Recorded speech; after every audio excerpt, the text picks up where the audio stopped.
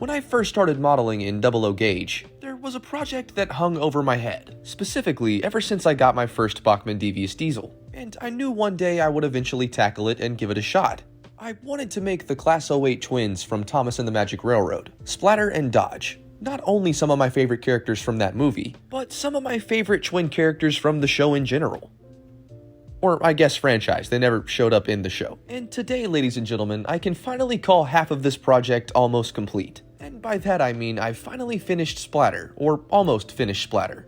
He still needs his name decaling on the side, but besides that, everything else is complete. Minus Dodge, of course, but that also will hopefully be coming soon. And today we'll be taking a look at how I made this guy. Since you'd think a model like this would be pretty simple to make, right? Pretty much just a repaint of a diesel model, right? No, it's much more complicated than that. Or at least it was for me. But let me not spoil too much. With all of that being said, let's go ahead and get into it.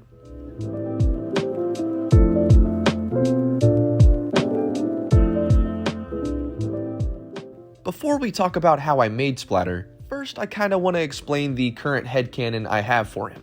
Unfortunately, the only actual appearance of Splatter and Dodge we have is Thomas and the Magic Railroad itself, and that in itself is pretty canonically controversial. So to some people, these two may not have even existed, which is pretty understandable. The movie itself is not for everybody. As you all know, however, I personally really enjoy it, so I have no problem with looking at it as canon. My idea was, after the events of the movie, and after the two betray Diesel 10, they're sent to work as shunters on more obscure parts of the island. This really technically could be anywhere, however I personally chose Arlesdale. Since we never saw that in the model series, maybe they could have just been tucked away there, and that's also one of my favorite parts of the island of Sodor, so it just kinda works.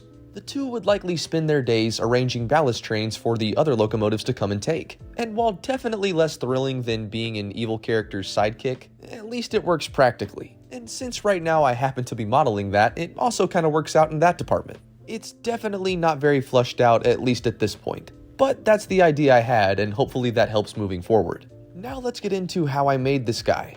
So he would originally start as a normal Bachmann diesel model, one that was actually sent to me by Boldout 95. We did a little bit of model trading, and soon I found myself with not only a new diesel shell, but a new diesel chassis, as well as 5 brand new printed faces, 4 of which had already been painted and completed by him.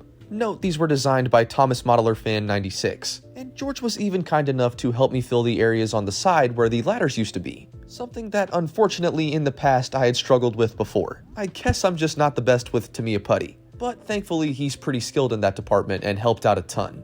The faces themselves are a little small. They don't actually fill the entire front area where Diesel's face used to be. So to fix this, I would sand down the entire front of the Diesel shell, removing all of the lamps and smaller details. Once this was sanded smooth, a piece of plastic card was applied to the front, with a hole cut in the middle so the blue-tacked eyes have room to sit.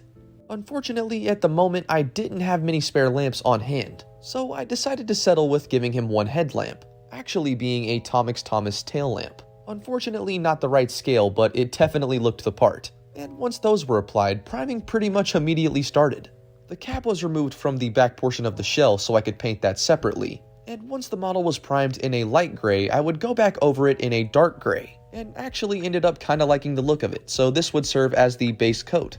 The cap was painted purple and detailed separately, and once the gray on the main body had dried, the first thing I did was mask off the areas on the body that would remain gray, and spray the parts that needed to be purple. Thankfully, the first time around was a pretty clean job, but being that I was working with spray paint, there was some imperfections. Don't worry though, we'll get back to that soon. Next came painting his lower half and his buffer beams. For this part, I decided against using a spray, and instead sat down and hand painted the black onto him. With the help of my wife, of course, I do not have a steady hand. And with that, Splatter was really starting to take shape, and I decided to seal it all in with a coat of matte clear. Now we get back to those imperfections I talked about earlier.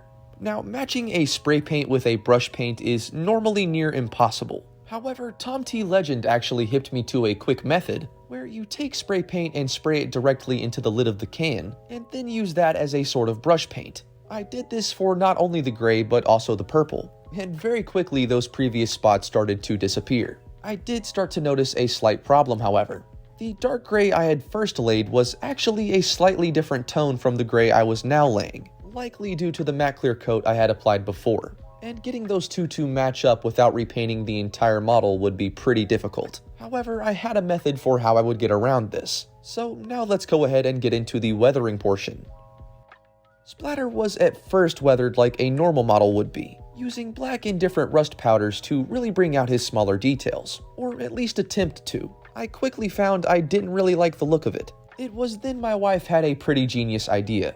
Why not just make him look like he was from the sneezing powder scene, which is actually one of my favorite scenes from the movie. I actually really enjoyed that idea. So I got a little crafty, put an extra layer of white weathering powder on the body, and then used my white and gray spray paints to dust the model from the bottom side up, to make it look like the dust has been kicked up onto him, and followed this along the entirety of the body.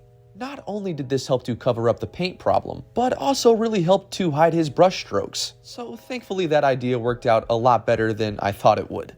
I threw some 3-link couplers onto his front and back, painted the front part of his lamp white, reattached the buffers and smaller detail. By the way, quick note, I know some of this detail is not present on the actual Splatter model, I just kind of wanted to have it for my model. It's a free country. And that was pretty much that for the painting and weathering portion.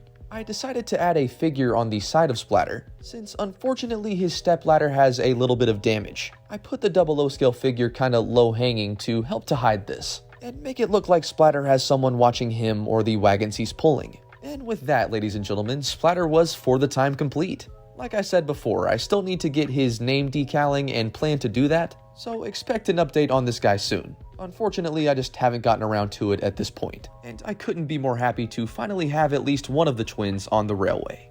Some of you guys may remember, a while ago I actually tried to make a Dodge model. However, altogether that model was quite sloppy, and it's something I'm hoping to redo. It even had Diesel's ladders, I mean, come on. So for now, Splatter will have to work by himself, but here's to hoping that changes relatively quickly. And that, ladies and gentlemen, has been my Wait. What? What is that? No. Really quick, yes, I know Splatter was not the Mad Bomber. Splatter was not even in the Mad Bomber series. That would have been Mute, or Bluebell, as was recently revealed. But it's one of my favorite YouTube videos ever. I wanted to pay homage to it. It is what it is.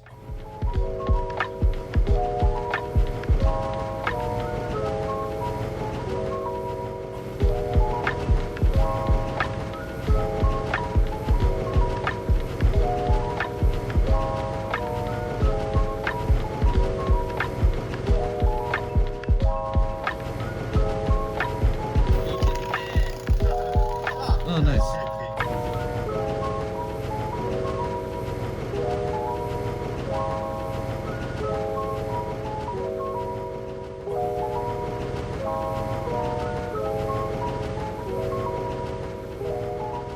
If you guys enjoyed this video, be sure to like and subscribe for even more train content. There's always more stuff on the way. And as always, guys, thanks again for watching. And hopefully I'll see you guys in the next one.